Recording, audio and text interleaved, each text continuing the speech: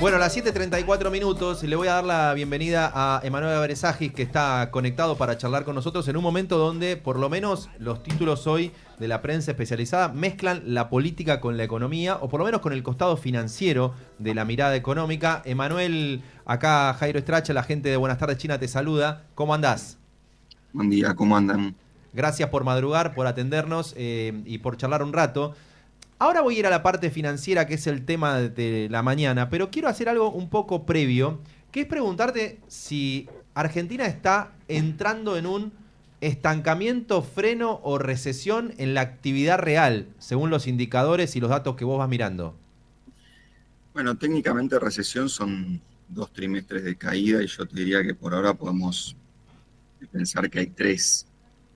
Con lo cual, para los que trabajamos a anticipar tendencias, yo te diría que sí, estamos entrando en una recesión, no solo por los indicadores que vemos, sino también por la configuración de la política económica, digamos. Es impensado que con estas tasas de interés podamos seguir viendo los números de crecimiento que vimos, yo te diría, fuerte en el primer cuatrimestre, fundamentalmente porque todo lo que crecía en Argentina desde la recuperación que arrancó septiembre del año pasado Ujú. tenía que ver con palanca del lado del crédito, ¿sí? Tanto para lo que refiere a las empresas como sobre todo para las personas. Eh, ya el crédito que venía originándose en Argentina hace un año, eh, uno lo evaluaba como un crédito caro, o sea, como una tasa de interés que estaba muy por encima de la evolución de los ingresos de las personas y también de los ingresos de las compañías. Bueno, eso ahora se volvió carísimo Ujú. y entonces lo que estamos viendo en los datos adelantados es que el crédito empieza a caer, sobre todo en compañías donde el apretón monetario está haciendo ruido, digamos, en la cadena de pagos. Así que sí, estamos entrando en la típica dinámica está inflacionaria de la Argentina, ¿no? O sea, sube la inflación y cae de la actividad. ¿Podés explicar, porque esas dos palabras que vos mencionaste a la pasada están apareciendo en muchos títulos de la economía en este momento, pero no sé si todo el mundo lo llega a comprender de la manera más fácil que te salga? ¿Qué es, por qué están aplicando y qué consecuencias tiene un apretón monetario? Bueno, fundamentalmente porque digamos que un subproducto del crecimiento argentino siempre es un crecimiento en la demanda de dólares. Ujú. Tanto de manera directa, porque te sobra un peso y te lo guardas en dólares, este, como de manera más indirecta, porque consumís productos que tienen alto contenido importado, o incluso los gastos en turismo, Ujú. que son uno de los factores que más explica la suba del consumo. Eh, y de nuevo, por lo que te decía antes, como cuando uno mira, bueno, cuáles son esos motores del crecimiento. El único motor que estaba prendido en la Argentina en los últimos 9, 10 meses era el del crédito. O sea, Argentina no crecía traccionado porque exportaba mucho, no crecía traccionado porque el sector público gastaba más plata, aumentaba las Ujú. jubilaciones, etcétera, hacía obra pública, sino que crecía básicamente porque el consumidor compraba bienes durables y semidurables con crédito. Entonces el gobierno se encontró con la siguiente contradicción. Cosa es que el costo del crédito obviamente es la tasa de interés, Ujú. pero al mismo tiempo la tasa de interés en pesos es lo que hace que el inversor decida si se quiere quedar con pesos o se quiere quedar con dólares. Y la contradicción que empezamos a vivir hace unos 2 meses es que la tasa de interés que convencía hasta hace unas semanas al ahorrista de quedarse con pesos y no con dólares, era una tasa de interés tan alta que empezaba a estancar la evolución del crédito porque subía el costo del crédito. Bueno, en este punto ahora ya nos pasamos para el otro lado. Esta tasa de interés le cuesta mucho frenar el dólar, pero por supuesto que le pone un freno de mano al crédito. Entonces un poco nos encontramos con el típico toma y daca que suelen tener las economías, que es, si querés estabilizar el dólar y con eso bajar la inflación, lamentablemente hoy le tenés que pegar negativamente al crecimiento. El presidente hizo una exposición el viernes en la Bolsa de Comercio de Rosario, con gráficos donde iba dibujando distintas fórmulas que entiendo yo que vos como economista entenderás, pero no sé hasta qué punto. Y hizo la afirmación de que las tasas de interés están donde están por el riesgo a que vuelva el kirchnerismo. Él lo dijo por el riesgo Cuca. Vos estás diciendo, las tasas de interés las sube el gobierno o las hace subir indirectamente el gobierno para contener el dólar. ¿Hay algo de lo que dice Milei del riesgo Cuca que te parezca serio o es todo relato y hay que tomarlo como tal? Mira, muchas veces los economistas hacemos abuso de una figura que es como subjetivar al mercado. ¿Viste? No, el mercado cayó porque tiene miedo Claro. al kirchnerismo. El mercado subió porque el mercado es una serie de agentes autónomos que hacen lo que pueden, este, y me parece que sobreinterpretarlo es siempre un error. Ahora, lo que uno puede mirar son datos un poco más objetivos que lo que le convenga al gobierno decir en esta situación. Primero, en términos de potencia electoral, me parece que el kirchnerismo nunca estuvo tan débil como en la actualidad. Ujú, Segundo, vos sabés que la tasa de interés está muy afectada por lo que es el riesgo país, ujú. porque obviamente si tus bonos valen muy poco, o sea, tu riesgo país es muy alto, vos para convencer al ahorrista que se quede en pesos, le tenés que pagar una tasa de interés más alta. El argumento del gobierno es los bonos valen poco, que venga el kirchnerismo. Ahora, en el último documento con el fondo, hay una tablita muy interesante donde el fondo dice, bueno, voy a comparar a Argentina con los países que a mí me parecen que son comparables en términos de la cantidad de reservas que tiene. Ujú. Y en esa comparación, unos 8 o 10 países, Argentina queda anteúltimo, con un detalle tragicómico, que es que el último país es Ecuador, país que está dolarizado, con lo cual no necesita en principio acumular reservas. Pero Sí. además, si vos mirás bien el gráfico, Argentina tiene una barrita que es más grande que la barrita de Ecuador, pero que está como partida. Y la mitad de la barrita es el propio desembolso que te hizo el fondo Mm. en materia de reservas. Con lo cual, si vos le restás el desembolso del fondo, Argentina en materia de reservas está peor que Ecuador. Y el bonista, independientemente de que puede estar pensando, che, si en el 2027 vuelve el kirchnerismo, tal vez en ese escenario los intereses que yo tengo que cobrar en 2027 no me los paguen porque quieran hacer una política antimercado, bla, bla, bla. Ujú. Lo que está viendo el bonista es que para diciembre y para julio del año que viene, que tiene que cobrar intereses, Argentina no tiene los dólares. Entonces, mi impresión, el riesgo este país que se refleja en una tasa de interés alta tiene que ver con la decisión de Milei de no acumular reservas. Y la decisión de no acumular reservas tiene que ver con que no suba el dólar, para que no suba la inflación, y eso lo ayude electoralmente a lo que sería en términos de Milei eliminar el riesgo Cuca, con lo cual me parece que tiene poca justificación lo que dice el presidente. Estamos hablando con Emanuel Bersagis, que nos está ayudando a entender este momento del proceso económico. Entonces entiendo que cuando vos ves un día como hoy, donde da la impresión que la crisis del gobierno impactó en los mercados porque subió el dólar, cayó el riesgo, cayeron las acciones, los bonos, subió el riesgo país, lo tomás con pinzas porque es muy difícil vincular una cosa con la otra. ¿O le ves algún punto de contacto a la crisis política, al escándalo de corrupción, con la situación económica barra financiera que haya que prestarle atención?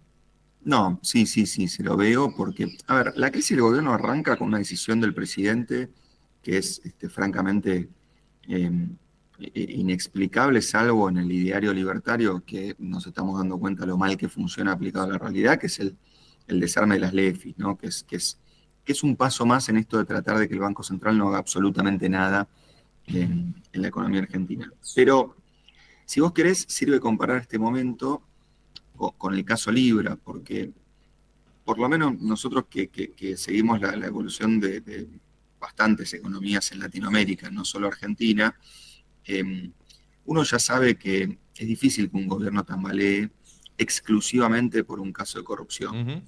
Preferencias, digamos, ético-morales al margen, el mercado mucha moral y mucha ética no tiene. Ahora, lo que sí puede pasar es que si vos combinás, yo diría 3 factores, ahí tenés un combo que para la dinámica de la economía puede ser peligrosa, que arranca con lo financiero, pero siempre se contagia a lo real. Si vos combinás un escándalo de corrupción, político, el que quieras, eh, la economía, digamos, que no mejora, y en este caso tenés dólar inestable, inflación para arriba, actividad para abajo. Ujú. Y una oposición política, digamos, que llama la atención del mercado, yo te diría el Congreso votándole en contra vetos o leyes a Milei. Bueno, ahí tenés un combo que te puede encarajinar la dinámica financiera. Y acá te digo algo, me parece que el presidente paga el costo eh, de no haber tenido los problemas cuando los tenía que tener, porque por supuesto que el presidente dice, bueno, el Congreso nos quiere desestabilizar y ahí ven a la casta política, etcétera, etcétera. Ahora, también la reacción del Congreso Ujú. tiene cierta lógica si vos la pones en un contexto donde hace 2 años que Argentina no tiene ley de presupuesto. Claro. Entonces, la discusión fiscal en donde vos no querés validar con la casta, diría Milei, con los representantes de la población, diría yo, el ajuste fiscal, bueno, implica necesariamente que vos estás acortando el horizonte económico de Argentina. Te digo algo que me decía la semana pasada un inversor. Me decía, la verdad que lo que dice Milei es absolutamente contraproducente, porque si él dice que todo depende de él, que todo depende de que le ganen las elecciones, que hay riesgo Claro. cuca, bueno, yo entonces le quiero mandar mis bonos que vencen en 2041 y que me los cambie por bonos que venzan en 2027, porque entonces yo no me Claro. puedo estirar en el horizonte económico en una Argentina donde el propio presidente dice si pierdo yo, este, se va todo por el tacho. Así que creo que es un poco consecuencia de ese cortoplacismo y de esa especulación política. Emanuel, tengo dos puntas más que te quiero preguntar. Vos dijiste muy a la pasada la situación actual de dólar inestable, inflación al alza y actividad a la baja. Ujú. ¿Inflación al alza? Bueno, hace 3 meses que la inflación, digamos, desestacionalizada, núcleo, como la quieras llamar, sube. Eh, nosotros, agosto nos está dando en la zona del 2,2, con lo cual vas a tener un aumento de la inflación. Yo creo que acá nosotros estamos, bueno, yo no porque trabajo de esto, digamos, pero mucha gente sigue seteado con la dinámica inflacionaria del 2022 o el 2023, donde si subía el dólar y a la otra semana los precios no se disparaban, era un milagro. Ujú. Vos pensás que nosotros veníamos en una dinámica inflacionaria del orden del 25% anual, una cosa que Argentina no tenía, salvando la pandemia, digamos, desde 2017. Em, ¿Cuándo veníamos en una dinámica del 25% anual? hasta hace 2 meses, Ah, digamos. o Hoy, sea, hoy podemos, proyectando venías a hoy esa podemos estar dinámica. en 30 y algo, digamos, Claro. 30, 28 largos, 20 y pico largos. Pero lo que digo es que en estas tasas de inflación anual, es normal que si vos tenés un movimiento del tipo de cambio, veas el traslado a precios, primero, en una magnitud menor y segundo, más largo en el tiempo. No es dable esperar que a la semana se disparen los precios. Claro. Entonces, nosotros hacemos cierres todos los lunes para ver la dinámica de precios y se empiezan a ver cosas del traslado a precios. Y sobre todo, por ejemplo, se empiezan a ver cosas arriba en la cadena de valor, o sea, en la parte de los precios mayoristas de las importaciones, que hace 2 meses habían marcado una deflación, o sea, los Ujú. precios habían caído, pero el mes pasado, perdón, hace 3 meses, pero el mes pasado y el mes anterior al pasado, ya viene con tasas de inflación del 4 o 5%. Entonces vos pensás que el importador, por poner un ejemplo, Ujú. le está vendiendo al supermercado juguetes importados que se los está aumentando 5 o 6% mensual. Bueno, el supermercado, ¿qué está haciendo? Y está ahí orejeando la demanda, viendo si puede pasar un poquito de eso este mes, un poquito el otro. Entonces vamos a ir a una tasa de inflación arriba del 2 probablemente, que no es para morirse, pero nuevamente un gobierno que seteó las expectativas. Yo te diría para llegar con inflación Claro. cero a las elecciones, bueno, ahora tiene este boomerang, ¿no?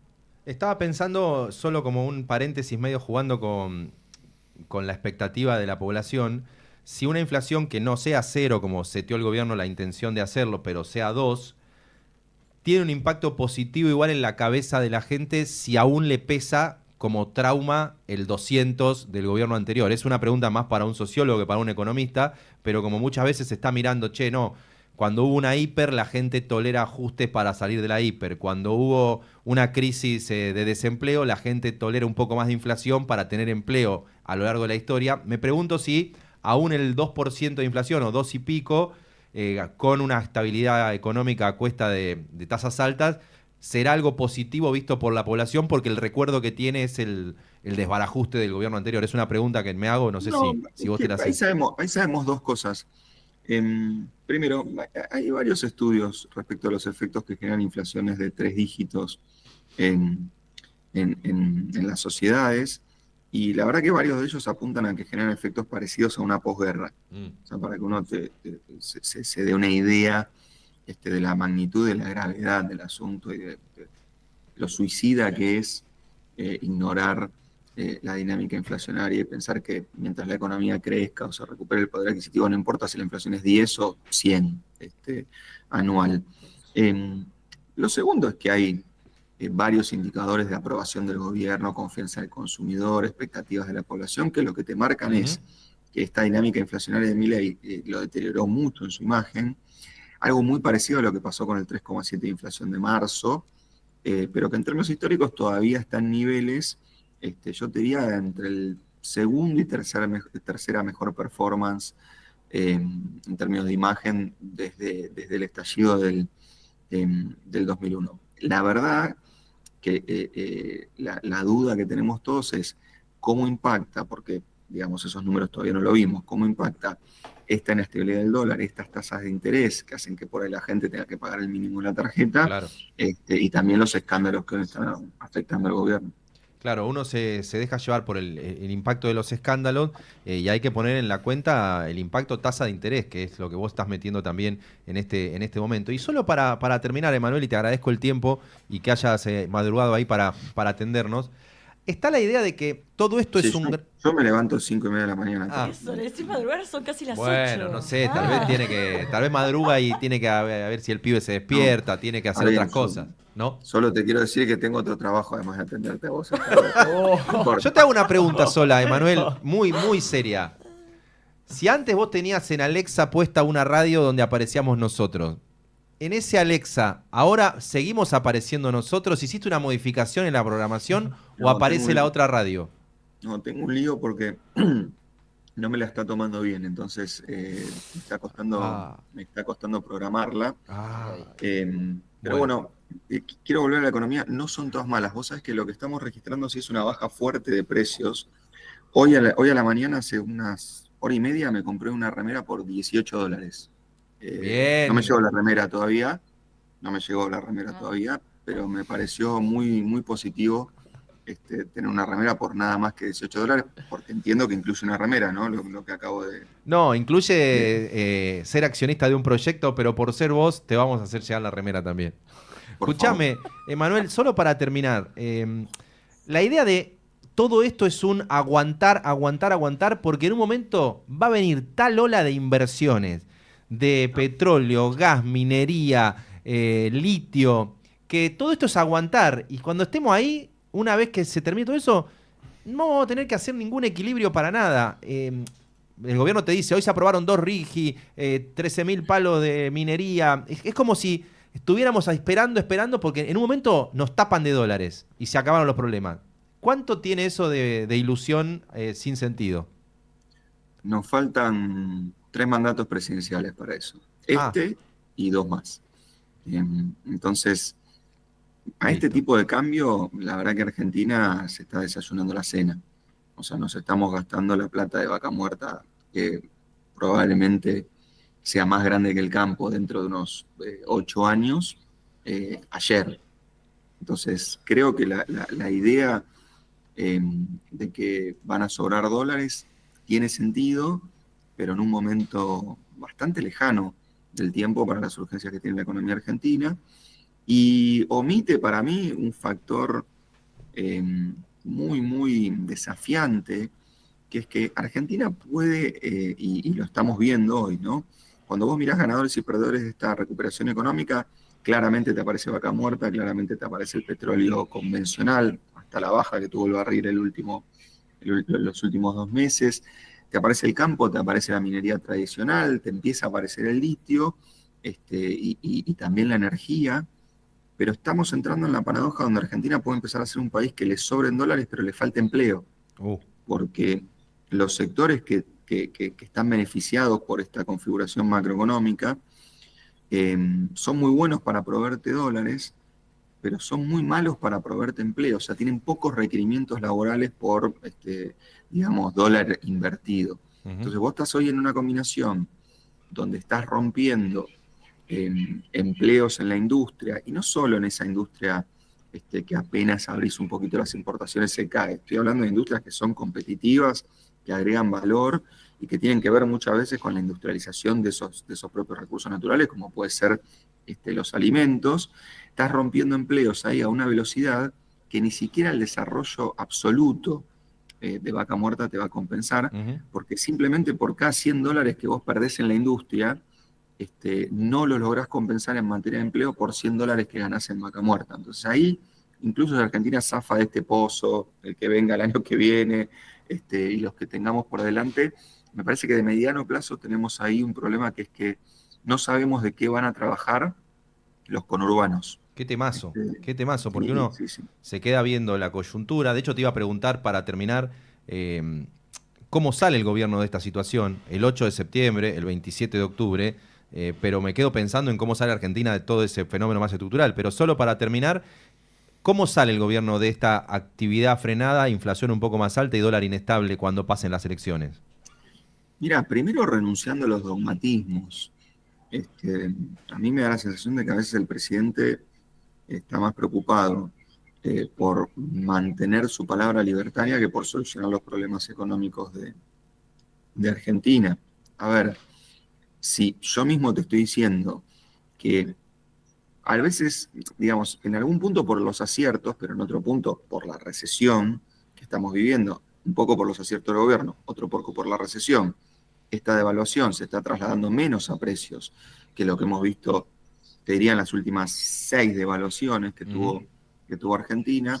Bueno, ahí tenés una oportunidad de hacer una corrección cambiaria, claro, que no derive en una mega inflación, en una mega recesión. Por supuesto que no vas a poder seguir diciendo que no intervenís en el dólar, que el dólar flota libremente, que la economía rebota como pedo de uso, que vas a quemar el Banco Central. Bueno, todas esas cosas que, de vuelta, la gente creo que lo votó Milei no para que aplique las ideas libertarias, para que baje la inflación, digamos, con ideas libertarias, con magia negra, con lo que pueda, como hemos tratado de hacer todo lo que pasamos por la función pública.